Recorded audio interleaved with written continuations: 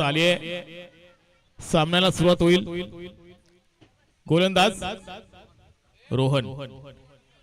पंच आपण पाहतोय विशू कोळी, मॅन फ्रॉम गव्हाण, आणि त्याचबरोबर संजय म्हात्रे आमचे बंधू.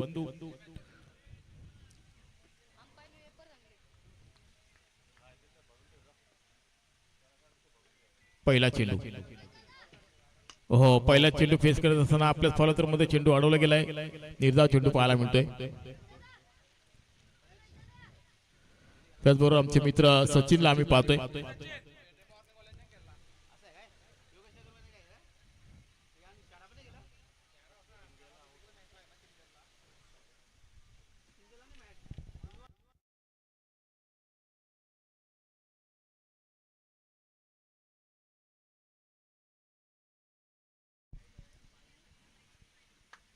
पुन्हा एकदा त्याच पद्धतीचा चेंडू खेळून काढला. आता मात्र लॉंगांच्या दिशेने चेंडू ढकलला गेलाय. अगदी गोळीच्या वेगाने चेंडू सीमारेषा पार करतोय आणि चौकारानं खातं उघडलंय. अतुल म्हात्रेनं चौकारानं खातं उघडलं गेलंय. संघाचं वैयक्तिक 4 धावांवर खेळतोय अतुल म्हात्रे. सर्कलचं रेस्ट्रिक्शन आहे आणि सर्कलच्या रेस्ट्रिक्शन मध्ये आपण पाहतोय चालू असलेला सामना. एका बाजूला आपण पाहतोय विघ्नहर्ता, दुसऱ्या बाजूला आपण पाहतोय निश्चितच योगेश नगर. पूलचा फटका, फाईन लेग क्षेत्र, मिड विकेट क्षेत्र निवडलाय आणि चेंडू गेला सीमारेषे बाहेर. दणदण करत षटकार. मागच्या मॅच मध्ये देखील अशी धुवाधार फलंदाजी केली होती. आता या मॅच मध्ये देखील सुरुवात केली आहे. पहिला चेंडू निर्धाव खेळला, त्यानंतर पुन्हा एकदा फलंदाजीला जोरदार सुरुवात केली आहे. रोहनला मात्र 2 मोठे फटके मारलेत, एक चौकार मारलाय, त्यानंतर षटकार देखील आलाय.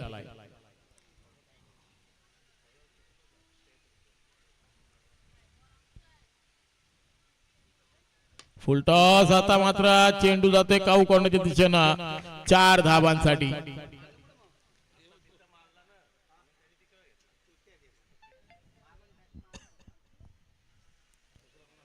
अजून एक मोठा फटका, चौकार. 14 धावा आतापर्यंत वसूल केलेत. या षटकामध्ये 4 चेंडूचा खेळ संपला. 14 धावा धावपलकावर पाहायला मिळतात. सलामीच्या जोडीचा विचार करता अतुल मात्र एक तडाखेबंद फलंदाज, स्वतःचं मैदान आहे. त्या मैदानावर खेळत असताना मात्र त्या मैदानाच्या उणीधुणी सर्व माहिती असल्यामुळे फटकेबाजी चांगली पाहायला मिळते. आता मात्र एक्स्ट्राच्या वरतून खेचलाय फटका. चेंडू जातोय सीमारेषे बाहेर 4 धावांसाठी. अगदी गोळीच्या वेगाने क्षेत्ररक्षक मात्र चेंडूच्या मागे धावत होता. शेवटी विजय झाला चेंडूचा आणि 4 धावा मिळाल्या. त्या अतुलला 4 धावा, संघाला धाव संख्या एकूण 18 धावा धावपलकावर पाहायला मिळतात. बोलू का? बोलू त्याला. मयूर चिमणे आपण इकडे या व्यासपीठावर. आपल्या वाट पाहत आहे सचिन पाटील. मयूर चिमणे.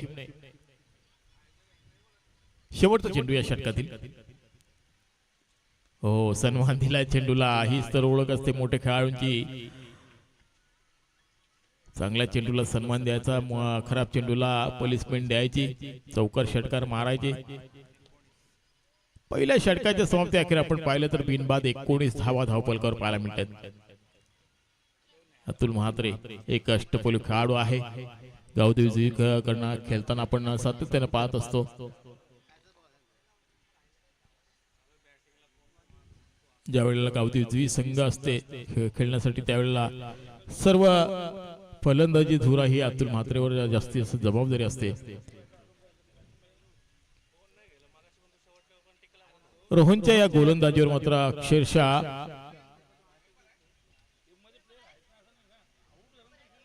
तुटून पडला होता अतुल म्हात्रे आणि 19 धावा तब्बल आपल्या खात्यामध्ये जमा केल्यात. त्याच्यामध्ये आपण विचार करता एक चेंडू डॉट देखील होता. नवीन गोलंदाज हरेशला पाचारण केलं दुसऱ्या षटकासाठी. दुसऱ्या षटक हाताळताना आपण हरेशला पाहणार आहोत. पुन्हा एकदा तोच फलंदाज स्ट्राईक एंडला येतोय.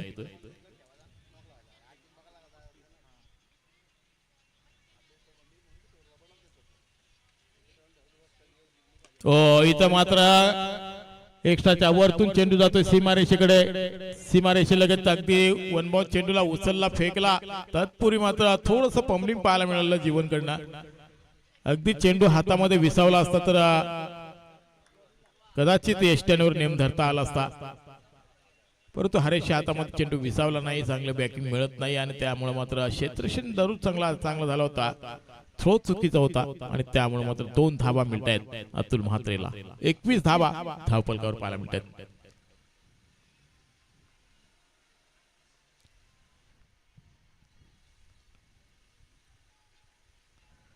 चला टॉस साठी सज्ज व्हा माऊली 11 आणि कालभैरव वॉरियर्स.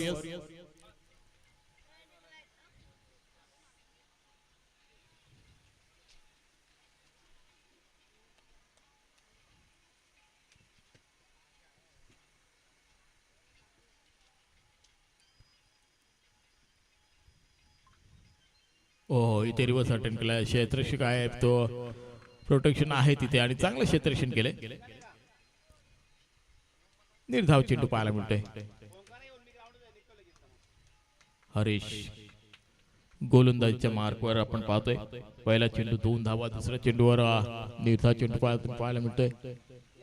पुन्हा एकदा गोलंदाजी सज्ज झालाय.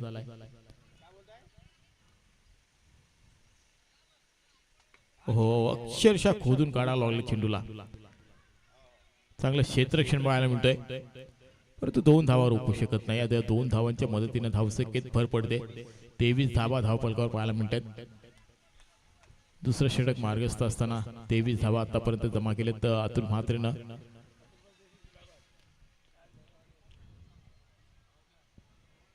सलगचे आतापर्यंत 9 चेंडू झालेत आणि 9 चेंडू मध्ये एकही चेंडू अजूनपर्यंत जीवन भेंडे खेळला नाही आहे, कारण स्ट्राईक त्याच्याकडे अजूनही आली नाही आहे. 9 चेंडू नंतर देखील स्ट्राईक त्याच्याकडे आली नाहीये. ओ क्लीन बॉल, त्रिफळाची मधला दांडा गुल आणि अतुल म्हात्रेला मात्र माघारी परतावं लागेल. पहिला ब्रेक मिळून दिलाय हरेशला आणि अतुलच्या खेळीचा अंत झालाय. ज्या अतुलनं 10 बॉल फेस केले आणि 10 बॉल फेस करत असताना 23 धावांची खेळी केली, तो अतुल म्हात्रे डगआउटचा शिकार ठरलाय.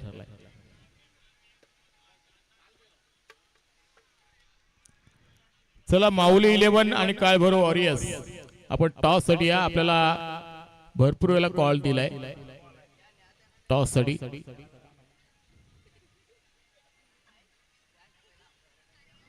चला मकरंद भगत लवकर या. नवीन फलंदाज बॅटर मैदानामध्ये दाखल झालाय मकरंद भगत. हा देखील हा या मैदानावरचाच खेळाडू आहे.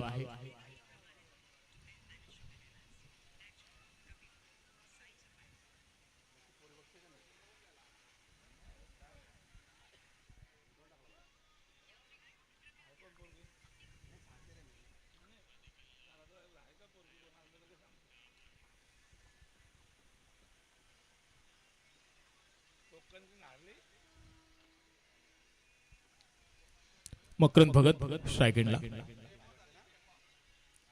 हो इथे मात्र पुलचा फटका, परंतु लॉंग ऑन क्षेत्राकडे चेंडू ट्रॅव्हल झाला. एकदा पूर्ण होईल, रोहन चेंडू पर्यंत पोहोचेल तोपर्यंत मात्र 2 धावा चित्त्याच्या आपल्याला पूर्ण होत आहेत आणि 2 धावांच्या मदतीने धावसंख्या पुढे सरकेल. 25 धावा धावफलकावर पाहायला मिळतात.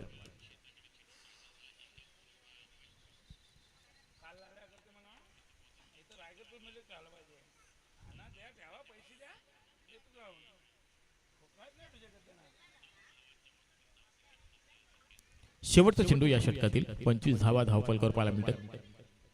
हो इथे मात्र लागली काय, थर्डमॅन क्षेत्राकडे मात्र क्षेत्ररक्षक होता, परंतु त्याने केली चूक आणि झेल सोडलाय तो मकरंद भगतचा.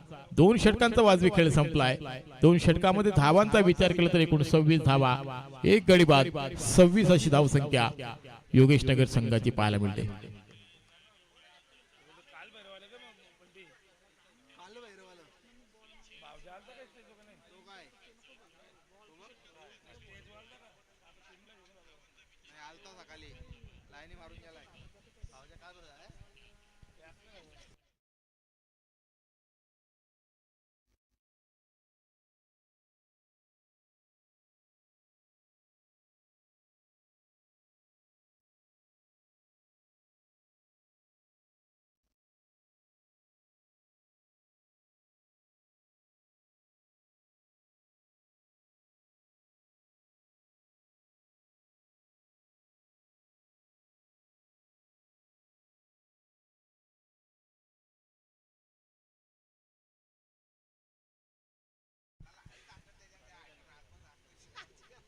गोलंदाज नवीन सागर. ओ मकरंद भगतचा फटका परंतु फसला. इथे मात्र मिड विकेट क्षेत्राकडे पाहतोय. एक्झॅक्टली काय घडलं पाहायचंय. चिन्मय आवाज देतोय की हा षटकार आहे. मकरंदच्या बॅट मधून निघालेला हा पहिला षटकार आणि धावसंख्या एकूण 32.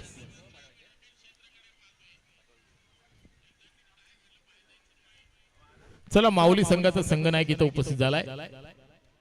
काळभैरव वॉरियर्स आपण टॉस साठी यायचंय. काळभैरव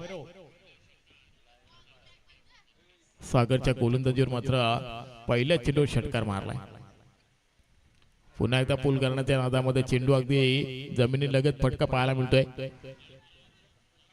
सिद्धेशेल चेंडू पर्यंत तोपर्यंत मात्र निश्चितच 2 धावा मिळतील आणि या 2 धावांच्या मदतीने धाव संख्येत भर पडेल. 34 धावा धावफलकावर पाहायला मिळतील.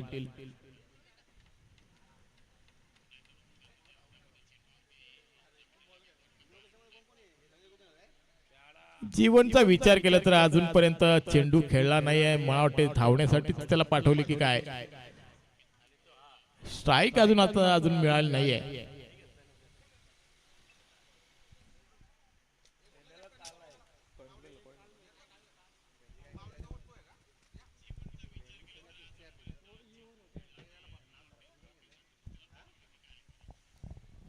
षटकातील 2 चेंडूमध्ये 8 धावा आतापर्यंत सागरनं खर्च केलेत.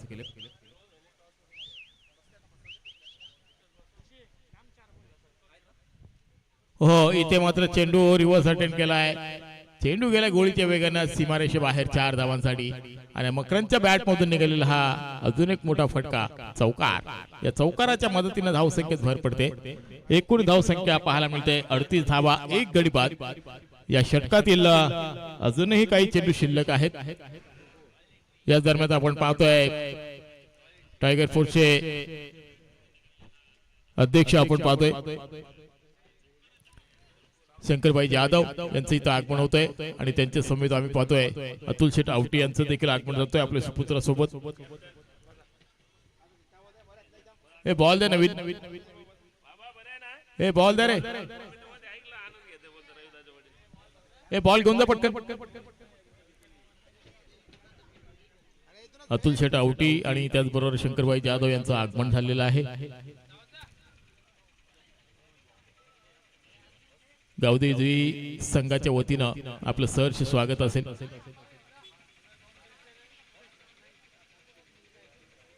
हे बॉल फेक अजून एक.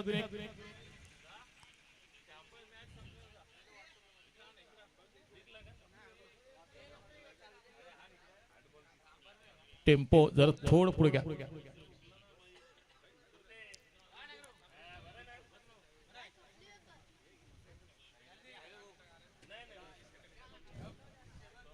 एकूण 38 धावा धावफलकावर 1 गडी बाद झालाय. अतुल मात्र 23 धावांचं योगदान देऊन गेला आणि त्यानंतर पूर्णपणे धुरा सांभाळी पुन्हा एकदा मकरंदच्या खात्यामध्ये देखील चांगल्या धावा आल्यात.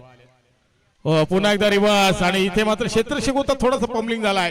त्याच्या हा बॉडीला चेंडू ब्रश होऊन थर्मन क्षेत्राकडे पॉइंटच्या रिझन मध्ये निघून गेलाय. परंतु 2 धावांसाठी हा चेंडू पाहायला मिळतोय. या 2 धावांच्या मदतीने 40 धावा धावफलकावर तिसरं षटक मार्गस्थ असताना 40 धावा धावफलकावर पाहायला मिळतात. आतापर्यंत या षटकामध्ये 12 धावा वसूल केलेत मकरंदनं. म्हणजेच काय तर मकरंदच्या खात्यामध्ये एकूण 15 धावा जमा झाल्यात. हो इथे मात्र फाईन लेग क्षेत्र निवडलं. तर चेंडू आणि बॅटचा संपर्क पाहायला मिळत नाही. अशा रीतीनं निर्धाव चेंडू म्हणजे सुटकेचा निश्वास सोडल्यास मी म्हणेन सागर या गोलंदाजानं. आणि सागरच्या गोलंदाजीवर आपण आतापर्यंत 12 धावा पाहतोय 5 चेंडू मध्ये. शेवटचा चेंडू आहे आणि शेवटच्या चेंडूवर काय घडते पाहायचंय. 40 धावा धावफलकावर पाहायला मिळतात.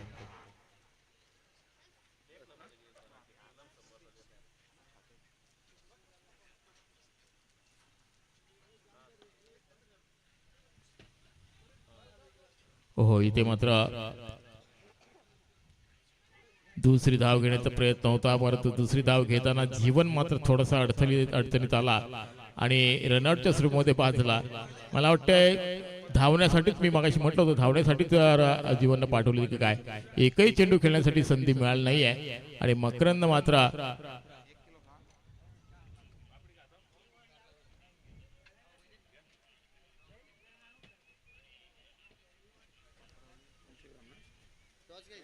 तीन षटकांचा वाजवी खेळ संपला. 3 षटकामध्ये आपण पाहतोय एकूण 41 धावा धावफलकर आणि उर्वरित षटक असणार आहे. ते निश्चितच शेवटच्या षटकामध्ये काय घडते निश्चितच पाहणार आहोत आपण. तर टॉस करणार होतो आपण. एका बाजूला माऊली 11 तर दुसऱ्या बाजूला काल भैरव वॉरियर्स. तर टॉस करण्यासाठी मी आमंत्रित करेन अतुल शेट आवटियांना की आपण आपल्या शुभ हस्ते या पुढच्या सामन्याचा नाणेफेक करायचे.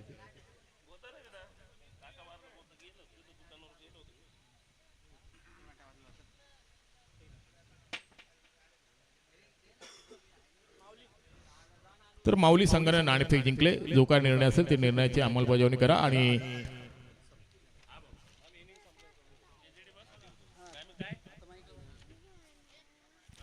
तर निश्चितच एक षटक अजूनही बाकी आहे. दैवत आलाय स्ट्राईक एंडला आणि 41 धावा धावफलकावर पाहायला मिळतात. नवीन गोलंदाज चेतनच्या खांद्यावर जबाबदारी दिली धावांवर अंकुश लावण्यासाठी. या षटकामध्ये विकेटची त्यांना गरज आहे. धावांवर अंकुश लावणं त्यांना गरजेचं आहे. कारण योगेश नगर देखील चांगला ताकदवर संघ आहे. त्यांच्याकडे देखील चांगले गोलंदाज आहेत. त्यामुळे मात्र त्यांना कमी धावांवर रोखणं गरजेचं आहे. इथे मात्र पूलचा फटका खेळण्याचा प्रयत्न दैवतचा आणि ओहो काय घडतंय ते पाहायचंय. दुसरी धाव घेण्याचा प्रयत्न कोणी नाही आहे नॉनस्ट्राईक एंडला आणि अशा रीतीनं वाईट +2 अशा 3 धावा मिळतील योगेश नगर संघाला.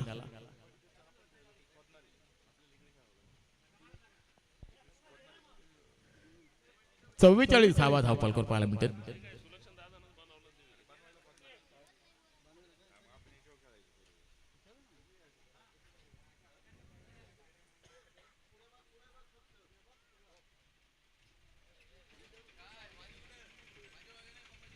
पुढचा चेंडू हो पुन्हा एकदा पूल करण्याचा प्रयत्न. चेंडू आणि बॅटचा संपर्क नीट पाहायला मिळत नाही. एकेरी धावेनं दैवतच्या खात्यामध्ये 1 धाव जमा होते आणि धावसंख्या एकूण 45 पाहायला मिळते. चौथं षटक मार्गस्थ आहे. या षटकामध्ये पहिला चेंडू आपण अवांतर पाहिला त्यावर मिळाला एकूण 3 धावा. दुसऱ्या चेंडूवर सिंगल. पुन्हा एकदा स्ट्राईक आली ती मकरंद भगतकडे. त्यानं आतापर्यंत 1 षटकार 1 चौकार मारलाय आणि 8 चेंडूमध्ये 18 धावांची बहारदार खेळी केली. तळ ठोकून बसलाय मी म्हणेन मकरंद भगत. हो इथे मात्र पॉइंटच्या रिझन मध्ये चेंडूला चपराक लावली. एकदा पूर्ण केली. दुसरी धाव घेण्याचा प्रयत्न आणि 2 धावा देखील निश्चित पूर्ण होतात. या 2 धावांच्या मदतीने धावसंख्या पुढे सरकताना पाहायला मिळालं. एकूण 47 धावा धावफलकावर पाहायला मिळतात. 2 गडी बाद 47.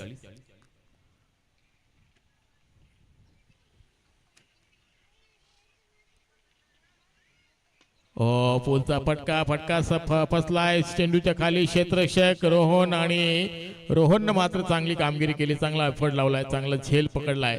तिसरा गडी गारद होईल मकरंद भगतच्या रूपानं जो तळ ठोकून मैदानामध्ये बसला होता. मकरंद भगत बाद झालाय आणि त्यानंतर मात्र थोडासा सुटकेचा निश्वास सोडला असेल मी म्हणेन विघ्नार्थ 11 संघानं. कारण अतुलनं धावा जमा केल्या तर 23 आणि मकरंद धावा जमा केल्या एकूण 20 आणि या दोघांच्या फलंदाजीच्या जोरावर मात्र धावसंख्या एकूण पाहायला मिळाली ती 47. आता नवीन फलंदाज नौका फलंदाज मैदानामध्ये दाखल झालाय हर्षद.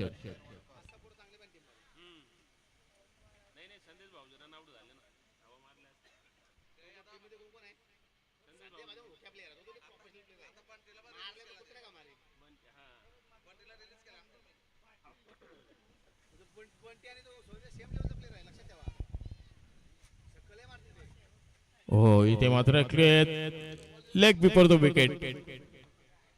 हर्षदला मात्र जावा लागेल माघारी. आल्या पावली माघारी परततोय कारण चेतनचा चेंडू आपण पाहिला ना, अगदी खोलवर टप्प्याचा चेंडू होता आणि पंचांनी लाईन इम्पॅक्ट लाईन पाहिली आणि त्यानंतर फलंदाज बाद होतोय तर हर्षद नवीन फलंदाज मैदानात दाखल होईल. भावेश 47 धावा धावपलकावर पाहायला मिळतात. चौथ्या षटकातील अजूनही 2 चेंडू शिल्लक आहेत. या धावांचा विचार केला ना तर धावांवर अंकुश लावले आतापर्यंत मी म्हणेन चेतन. आतापर्यंत 6 धावा खर्च केले, 2 सफलता मिळवले.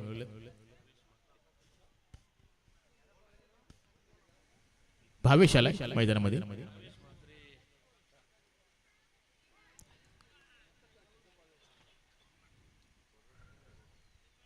एका एंडने धावून तुम्हाला धाव मिळणार नाहीये, दोन्ही एंडने धावा लागेल.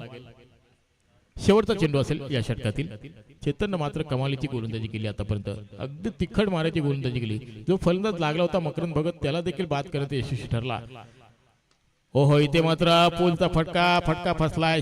विकेट किपर चेंडूच्या खाली पोहोचलाय, परंतु घडलं काय तर छेल सुटला आणि त्यानंतर तिसरी धाव घेण्याचा प्रयत्न भावेशचा आणि थर्ड अंपायर कडे निर्णय रेफर केलाय.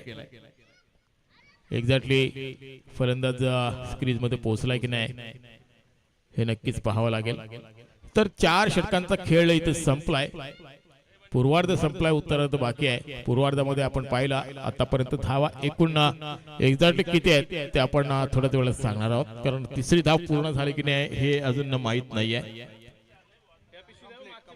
तर तिसरी धाव देखील कंप्लीट आहे, नॉट आउट आहे आणि एकूण 50 धावा योगेश नगरच्या खात्यामध्ये जमा झाल्यात आणि 51 धावांचं लक्ष असेल ते निश्चितच विघ्नहर्ता संघासमोर. 51 धावांचा पाठलाग करावा लागेल विघ्नहर्ता संघाला. तर मी विनंती करेन आमचे सर्व गिरीजी चिमणे यांना की आपण आपल्या शुभ हस्ते आमचे अतिथीगण शंकरबाई जाधव यांचा आपण सन्मान करायचे. संघ जरी हरला असला तरी पण स्पर्धा आपलीच आहे आणि मान्यवर इथं उपस्थित आहेत शंकरबाई जाधव यांचा आपण सन्मान करतोय. मायेची उबदार शाल, सौंदर्याचं प्रतीक पुष्पगुच्छ आणि या स्पर्धेची गोड आठवण सन्मान चिन्ह देऊन त्यांचा सन्मान करतोय आम्ही. त्यानंतर मी विनंती करेन पुन्हा एकदा की अतुल आवटी साहेबांचं आपण मनपूर्वक स्वागत करावं.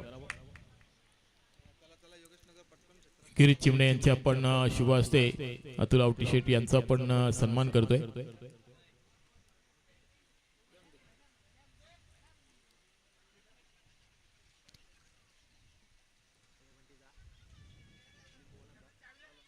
पूर्वार्ध संपला, उत्तरार्ध बाकी आहे. उत्तरार्ध देखील आपण टिप आणि टॅप उत्तर देताना निश्चित पाहायला मिळेल. एका बाजूला विघ्नहर्ता, दुसऱ्या बाजूला योगेश नगरचे 50 धावा आणि 51 धावांचा पाठलाग करताना काय घडेल आणि काय बिघडेल याचं धावतं वर्णन ऐकूया आपण एकदा आमचे परम मित्र जेडी यांच्याकडनं.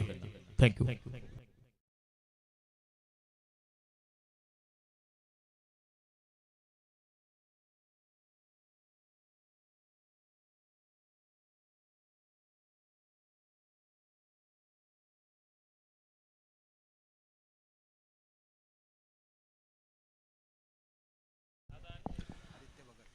तर नक्कीच आपण पाहतोय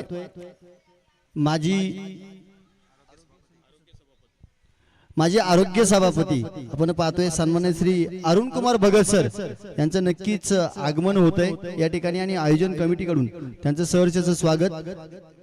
त्यांच्या सोबत आपण पाहतोय सन्माननीय श्री आदित्य भगत, युवा मोर्चा उपाध्यक्ष कामोटे, भारतीय जनता पार्टी यांचं सुद्धा या ठिकाणी आगमन होते आणि आमच्या आयोजन कमिटी कडून त्यांचं सहर्ष असं स्वागत. अगदी अरुण कुमार भगत सरांच्या बद्दल सांगायचं म्हटलं तर गेली बरीच वर्ष आमच्या एमआर बांधवांसाठी सुद्धा त्यांच्याकडून फार मोठं मोलाचं योगदान लाभतं. आम्ही 3 वर्षापूर्वी या मैदानावरती आमच्या RMRWMRच्या मॅचेस होत्या. सरांची फार मोठी स्पॉन्सरशिप या ठिकाणी लाभली होती. आमचे सन्माननीय मित्र मकू भगत यांचे काका आहेत. मैदानाच्या दिशेने वळूया. आपण पाहतोय 2 संघ एकमेकांसमोर आपल्याला इथे उभे टाकताना पाहायला मिळत आहेत, जिथे संघ आपल्याला पाहायला मिळतील. एका बाजूला योगेश नगर आणि दुसऱ्या बाजूला आपल्याला विघ्नहर्ता 11 हे दोन संघ पाहायला मिळत आहेत. विघ्नहर्ता 11 संघाची खेळी आतापर्यंत जर पहिल्या सामन्यामधील पाहिली तर 56 धावा खेळून काढल्या होत्या. इथे जर आव्हान पाहायचं झालं तर 24 चेंडूमध्ये 51 धावांचं आव्हान आहे. परंतु समोरच्या दिशेने योगेश नगर या संघाचा जर विचार केला तर या संघानं टायगर फोर्स 11 कामोटे या संघाला 43 धावांचं लक्ष करू दिलं नव्हतं. 51 धावा विजयासाठी गरज असणारे 24 चेंडूंमध्ये 50 धावा धावफलकावरती लागल्या गेल्या. सलामीची जोडी मैदानाच्या दिशेने आपल्याला नक्कीच येताना पाहायला मिळते. विघ्नहर्ता 11 कामोटे संघाकडून यादीच्या पूर्वार्धात आपण नक्कीच पाहिलं कामोट्यातील आवाजाचा पहाड, आवाजाचा बादशाह गेली कित्येक वर्ष समालोचनाच्या माध्यमातून आपली कीर्ती उज्ज्वल करत असताना आमचे गुरुवर्य सन्माननीय श्री भाऊ म्हात्रे सरांचा आवाज आपण नक्कीच ऐकलात.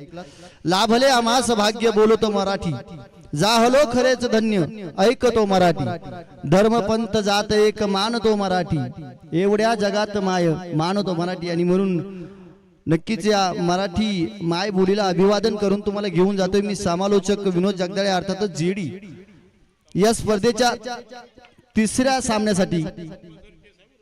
सामना कंपल्सरी चेस असणार आहे. आयोजन कमिटीकडून आपल्याला निर्णय ऐकायला मिळतोय. दोन्ही संघांना याची दक्षता घ्या.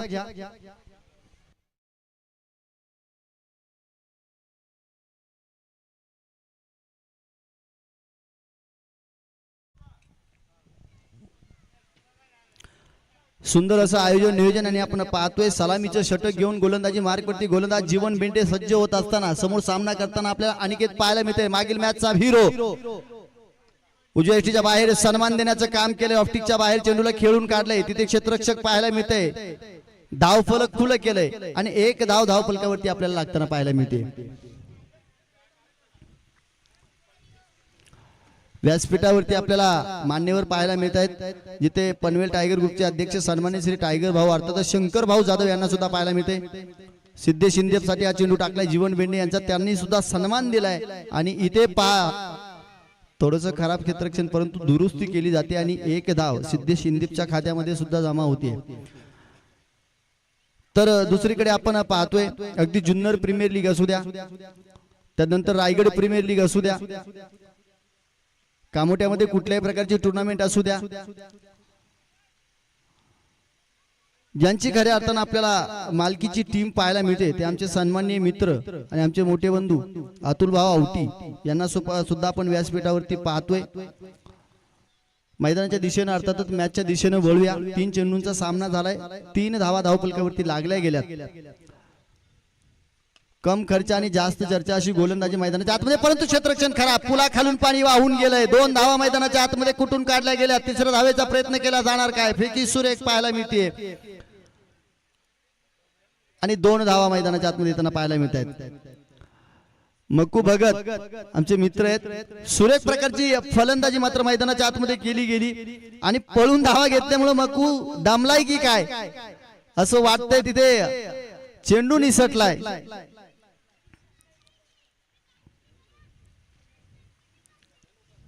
आतापर्यंत तंत्रशुद्ध पद्धतीने गोलंदाजीचा मारा आपल्याला जीवनच्या माध्यमातून पाहायला मिळालाय. पंचांकडे लेग बिफोर द विकेटचं बिग अपील करण्यात येतंय, परंतु पंचांनी मात्र नकारात्मक मान त्या ठिकाणी हलवली आहे आणि बॅट कच्ची आपल्याला मात्र 1 धाव येताना पाहायला मिळते. या षटकातील जीवनचे 5 चेंडू झाले, 6 धावा खर्च केल्यात. अतिशय चिकाटीची गोलंदाजी.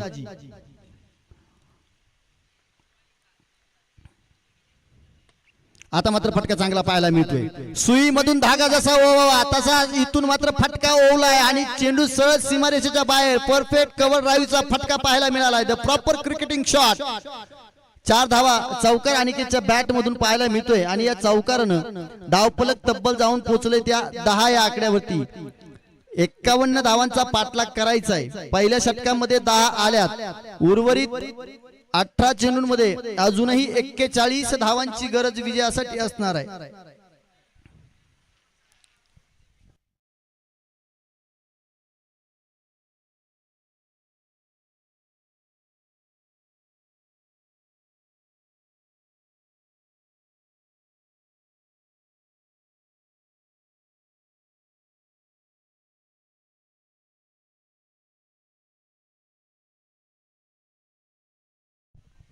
सिद्धेश इंदप आणि अनिकेत यांच्यावरती फार मोठी जबाबदारी असणार आहे. तर दुसरं षटक सांघिक दुसरं वैयक्तिक पहिलं षटक घेऊन कामोट्यामधील एक अष्टपैलू खेळाडू, आतापर्यंत ज्या खेळाडूंना आपल्या अष्टपैलत्व कामगिरी करत असताना फार प्रभावी कामगिरी या कामोटे क्रिकेटसाठी केली, तो दैवत मात्र दुसरं षटक घेऊन आपल्या गोलंदाजीवरती सज्ज होतोय. दैवतचा प्रयत्न असणारे जास्तीत जास्त धावा रोखणं, तर समोरच्या दिशेनं सिद्धेश इंदपचं मात्र मानसिक संतुलन आता इथून धावा कुटण्यासाठी लागून असणारे पाहायला मिळेल. मोठमोठे फटके खेळण्यासाठी जाणला जातो, मानला जातो. कोण कोणावरती सरस ठरणार या षटकामध्ये मात्र सामन्याचं चित्र नक्कीच या ठिकाणी उघड केलं जाईल. दैवतची गोलंदाजी पहिल्या सामन्यामध्ये फार प्रभावी गोलंदाजी पाहायला मिळाली. क्षेत्ररक्षण सजवलं जातंय आणि पहिला चेंडू टाकण्यासाठी दैवत सज्ज होतोय. सिद्धेश इंदप इथे फटका खेळाय, सीमारेषेच्या दिशेने चेंडू जात असताना आपण पाहतोय फाईनला चेंडू जातोय, सीमारेषा तोडून भेदून फोडून 4 धावा चौकार. दैवतवरती पहिल्या चेंडूवरती कलात्मक पद्धतीचा फटका खेळत असताना आक्रमण चढवलं जाते आणि 4 धावांना धावफलक वेगाने पुढे जाईल. 17 चेंडूमध्ये 37 धावांची गरज. इथे इरादे या षटकाचा पहिला चेंडू खेळत असताना सिद्धेश इंदपने सांगितले.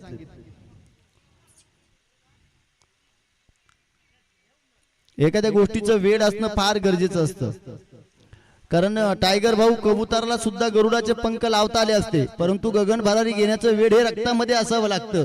कबुतरला कितीही गरुडाचे पंख लावले तरी ते वेळ ते रक्तामध्ये नसल्यामुळे ते गगन भरारी घेऊ शकत नाही.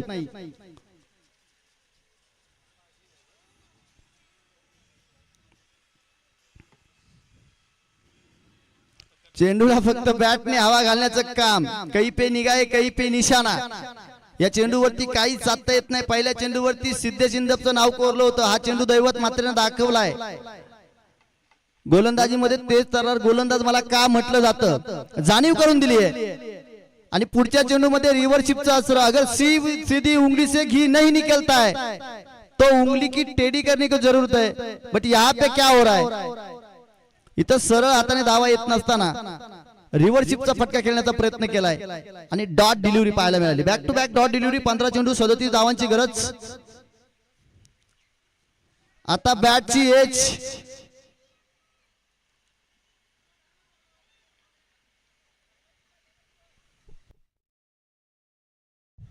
या षटकातील अजून 2 चेंडू शिल्लक असणारे 14 चेंडू 37 धावांची गरज. रिव्हरशिपचा असर काढले आणि पॉवरफुल सक्सेसफुल पॅरलल स्ट्रोक पाहायला मिळाले. सीमारेषेच्या बाहेर चौकार. सिद्धेश इंदप लगातार जे 3 डॉट चेंडू खेळल्यानंतर एक विश्वासार्ह फटका आपल्याला मैदानाच्या आतमध्ये येताना पाहायला मिळतोय. चेंडू त्या मैदानाच्या आतमध्ये. आयोजन कमिटीला विनंती असेल, चेंडूची मागणी केली जाते.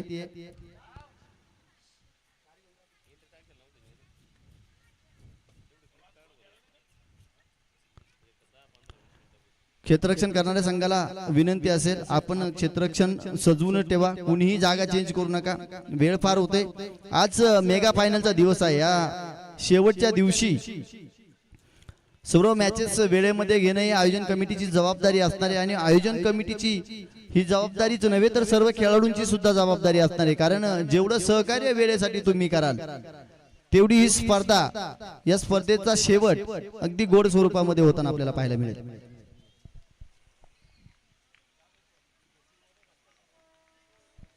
आमचे बॉलबॉय मैदानाच्या आतमध्ये उत्तम प्रकारची कामगिरी करताना पाहायला मिळत आहेत.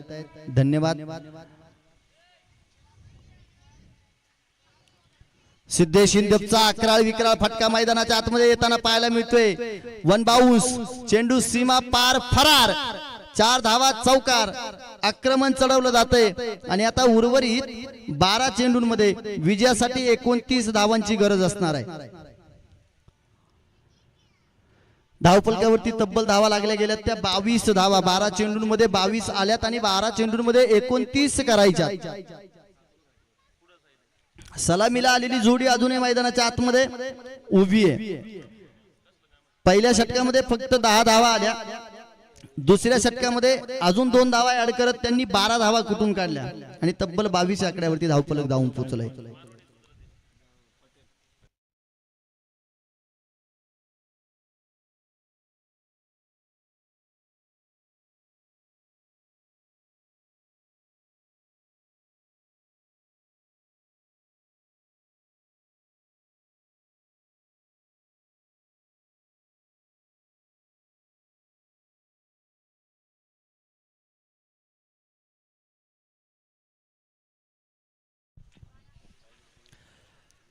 मागील मॅचचा हिरो ठरलेला योगेश नगर संघाचा खेळाडू अर्थातच अतुल म्हात्रे सांघिक तिसरं वैयक्तिक पहिलं षटक टाकण्यासाठी आपल्या गोलंदाजी मार्कवरती सज्ज होताना आपल्याला पाहायला मिळतोय. अतुलचा पहिला चेंडू अनिकेतनं फेस केलाय. फटका चांगला पाहायला मिळाला. तिथे क्षेत्ररक्षण आहे. एकच धाव. तंत्रशुद्ध पद्धतीनं गोलंदाजी आपल्याला पाहायला मिळते. कुठल्याही प्रकारे मोठा फटका खेळू द्यायचा नाही. पायामध्ये बेडा ठोकण्याचं काम अतुलच्या माध्यमातून इथे आपल्याला पाहायला मिळतंय. 11 चेंडूमध्ये 28 धावांची गरज. सिद्धेश शिंदप साठी पॉइंटच्या दिशेने फटका खेळाय. एक धाव वेगाने कंप्लीट झाली. दुसऱ्या धावेसाठी कॉल दिलाय. मक्कू तिथे आहे परंतु तोपर्यंत 2 धावा कंप्लीट केल्या जातील. क्षेत्ररक्षण सुरेख पाहायला मिळालं परंतु अगदी पॉइंटच्या दिशेने खेळलेला फटका बाउंड्री लाईन वरून चेंडू येण्यासाठी मात्र वेळ लागला गेला.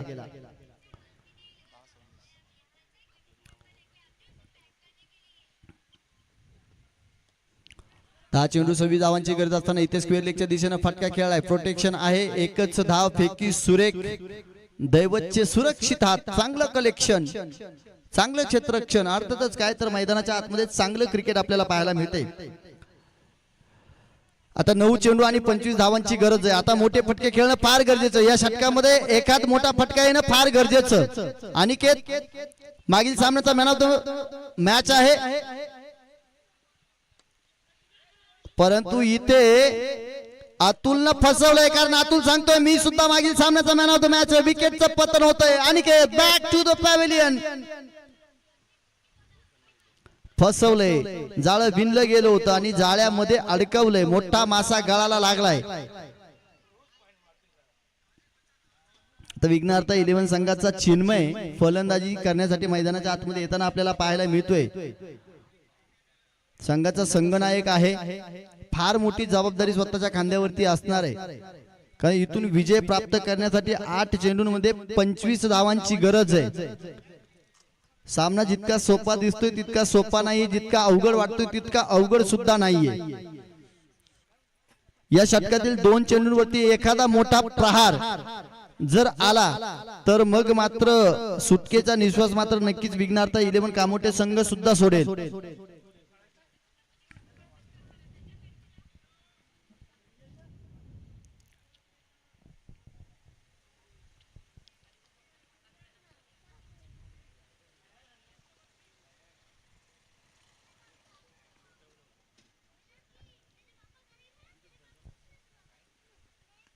आले सरशी चिन्मयने फटका चांगला खेळलाय परंतु प्रोटेक्शन आहे. आणि ज्याप्रमाणे क्षेत्ररक्षण सजवले त्याप्रमाणे इथे गोलंदाजी होताना आपल्याला पाहायला मिळते. कुठलाही मोठा फटका अद्यापपर्यंत अतुलनं येऊ दिला नाही. आणि 7 चेंडूंमध्ये 24 धावांची गरज असताना आपल्याला पाहायला मिळते. सिद्धेश शिंदप मैदानाच्या आतमध्ये सेटल आहेत परंतु मोठा फटका सिद्धेश शिंदपच्या बॅट मधून येताना पाहायला मिळाला नाही. 2 चौकार नक्कीच ठोकून काढलेत. आणि इथे आपण पाहतोय यॉर्कर पद्धतीचा चेंडू आलाय. त्याला सन्मान दिला परंतु एकच धाव. आणि आता 6 चेंडूंमध्ये 23 धावांची गरज. सामना फार दूरवरती राहिलाय. अशक्य असं काहीच नाहीये. क्रिकेटमध्ये 6 चेंडूंमध्ये 23 धावा होतात परंतु जर समोर योगेश नगर संघाचा जर विचार केला 6 चेंडूंमध्ये 23 धावांची गरज असणार आहे तर संघ एका मजबूत स्थितीमध्ये आहे. मागील सामन्यामध्ये फार कमालीची गोलंदाजी राहिली आणि आता गोलंदाजी करण्यासाठी नीरज म्हात्रे ना आमंत्रित केलंय. वारंवार कामोठे टेनिस क्रिकेट मधून चांगल्या प्रकारची गोलंदाजी आपल्याला नीरज म्हात्रे यांची सुद्धा पाहायला मिळते. डेथ ओव्हर स्पेशालिस्ट म्हणून खासियत आहे, ओळख आहे. तर शेवटच्या षटकामध्ये मोठमोठे फटके खेळण्यासाठी सिद्धेश शिंदपला सुद्धा जाणला जातो. अद्यापर्यंत ती कामगिरी नक्कीच सिद्धेश शिंदपनं करून दाखवली आहे. कारण सिद्धेश शिंदपच्या नावावरती एक वेगळा विक्रम आहे. लगातारच्या 4 सामन्यांमध्ये प्रत्येक पहिल्या चेंडूवरती षटकार ठोकणारा हा फलंदाज आहे.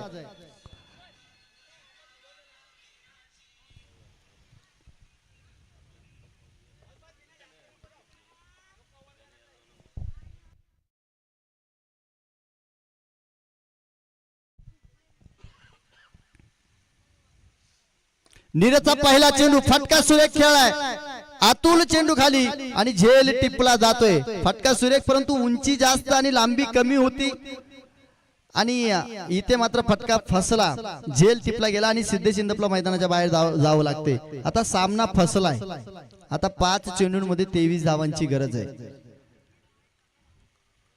2 मोठ्या हिट, 2 षटकार, 2 चौकार जर आले तर सामन्यामध्ये काहीतरी वेगळं घडू शकतं किंवा 4 षटकारांची गरज आहे. पण ते होणार काय, त्यासाठी हरेशला आमंत्रित केलंय आणि हरेश मैदानाच्या दिशेने येताना आपल्याला पाहायला मिळत आहेत. परंतु मित्रांनो, जर विचार केला तर टेनेक्सचा बॉल नाहीये. बॉल जो आहे तो निवियाचा बॉल आहे आणि निवियाच्या बॉलला कलात्मक पद्धतीने ताकद आणि नजाकत या गोष्टींची सांगड असली तरच तुम्ही त्याला सीमारेषा पार घेऊन जाऊ शकता. नीरजच्या गोलंदाजीचा विचार केला तर फलंदाजाला कुठल्याही प्रकारची वीत न देण्याचं काम त्याच्या माध्यमातून केलं जात आहे. एका सुस्थितीमध्ये आपल्याला संघ नक्कीच पाहायला मिळतोय.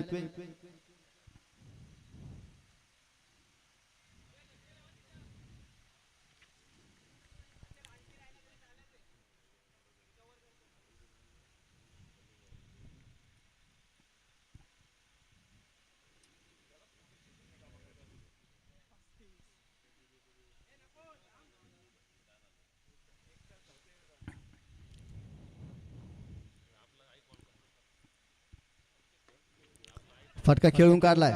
क्षेत्ररक्षण पाहतोय तिथे एकच धाव. श्रेयस वेगाने चेंडूवरती येत आहेत.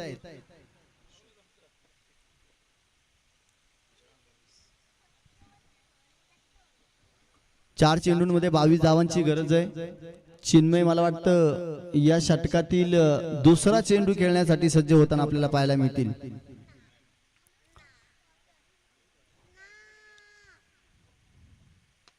मोठा आघात करण्याचा प्रयत्न, क्षेत्ररक्षक येतोय चेंडू खाली आणि झेल टिपला जातोय. चिन्मयची खेळी सुद्धा मैदानाच्या आतमध्ये संपुष्टात येते आणि सामन्यामध्ये फक्त औपचारिकता.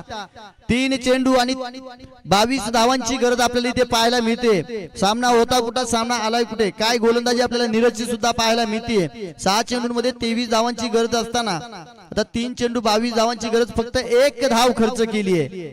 कमालीची गोलंदाजी राहिली आहे.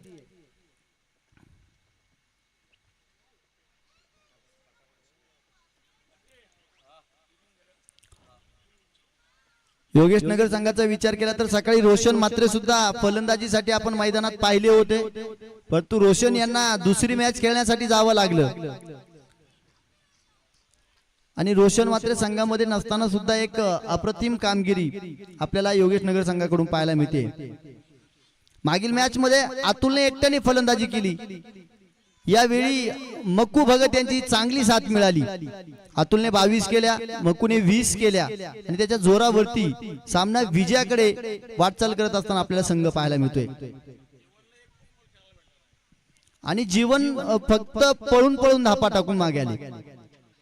मोठा फटका खेळण्याचा प्रयत्न, रोहन आलेत परंतु फटका फसलाय. श्रेयसचे सुरक्षित हात आणि इथे विकेटचं पतन. नीरजच्या या षटकामध्ये आपल्याला 3 विकेट्स येताना पाहायला मिळत आहेत. चांगली गोलंदाजी, सुरेख गोलंदाजी, कुठल्याही प्रकारे मोठा फटका खेळू द्यायचा नाही. फलंदाजांचे प्रयत्न फार मोठे पाहायला मिळालेत, परंतु त्याच्यावरती पाणी फेरण्याचं काम मात्र इथे गोलंदाजाकडून पाहायला मिळते.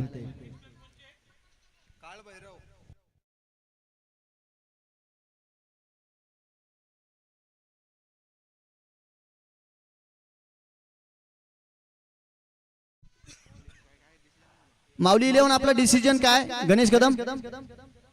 क्षेत्ररक्षण. यस, नितीन आलेत आणि तिथे सुद्धा आपण पाहतोय कुठल्याही प्रकारची धाव नाही.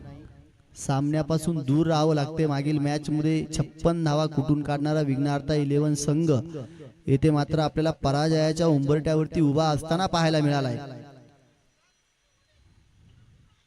रिव्हर्स शिफ्टचं अस्त्र काढले. दिवा विजण्याच्या आधी फडफड करतो तशी फडफड आपल्याला मैदानाच्या आतमध्ये पाहायला मिळते आणि सामना इथून मात्र संपलाय. वेल प्लेड योगेश नगर टीम.